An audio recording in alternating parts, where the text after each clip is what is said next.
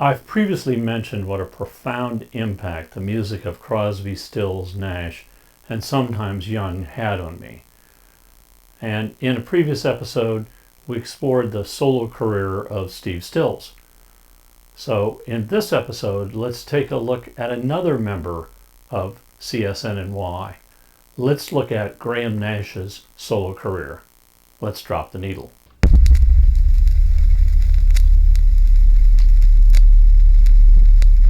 Graham Nash and his friend Alan Clark formed the Hollies in 1962, and between 1962 and 1968, they had a string of hits. The song that introduced the Hollies to the U.S. was Look Through Any Window. Then Bus Stop becomes their first top 10 single.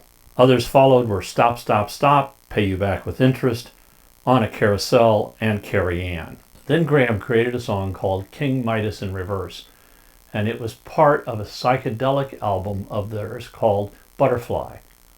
Both were a failure. Nash wanted the Hollies to move away from pop into more experimental music, and in fact, he presented the song Marrakesh Express to them, and they rejected it. Graham was fed up, so he left the Hollies. The Hollies continued on, and actually are still recording today. Graham came to the U.S., and his good friend Cass Elliot introduced him to David Crosby at our Laurel Canyon home. David started taking him around, introducing him to other musicians, including Stephen Stills. And they formed Crosby, Stills, and Nash. And the first single off of their smash debut album was the song the Hollies had rejected, Marrakesh Express. Then Neil Young was invited to join the band, but Graham insisted that he would only let Neil into the band after he had met him and if he liked him. Well, I guess he did. After Crosby, Stills, Nash, and Young split apart, they each went their own ways and had solo albums. Graham's first one was A Song for Beginners. And I always thought the title was apt, because these are pretty simple songs, but they do stick with you. I like Military Madness, I Used to Be a King, Simple Man, Chicago, and We Can Change the World. Artists on the album include Jerry Garcia, Neil Young, Dave Mason, David Crosby, Phil Lesh, and many others. Nash and Crosby just seemed like soulmates. When you see them on stage, you could tell they were having fun and they really enjoyed being in each other's company. They were good friends. And their voices, when they meshed together, wow, that was pretty magical. So they decided to create an album together, and it's called Graham Nash and David Crosby. The album contains the Nash hits Southbound Train and Immigration Man. Crosby's tracks include Whole Cloth and Games. I saw them while they were on tour for this album at Royce Hall at UCLA, and it was called later on a bootleg A Very Stony Evening. And yeah, it was. In 1974, Graham releases his second solo album called Wild Tales.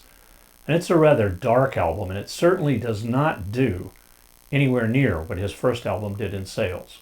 So he goes back into the studio with Crosby and records their next album, Wind on the Water. Good songs are Carry Me and Homeward Through the Haze, both by David.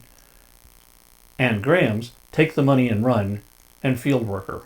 The next year they released their third album together, Whistling Down the Wire, but no hits and waning popularity. Nash continued to record with Crosby and Stills in a reborn Crosby, Stills, and Nash. He also pursued a photography career. In addition to releasing photo books, Graham has written a biography called Wild Tales, a rock and roll biography by Graham Nash. Sadly, Graham's relationship with David Crosby has broken, and it does not look like it can be fixed. Neil Young also will not speak to David Crosby. So as a result, it's doubtful that Graham will be making any new music with Crosby, Stills, and Nash, or Crosby, Stills, Nash, and Young. And that's a shame. Graham just recently turned 80 years old. So I wish him a very happy birthday. And as CSNY certainly filled my life with great music, Graham Nash is one of those guys who keeps me rocking. If you liked this episode, hit the like button, and you can also leave me a comment down below, and I'll respond to you. If you subscribe, we'll let you know when future episodes come out.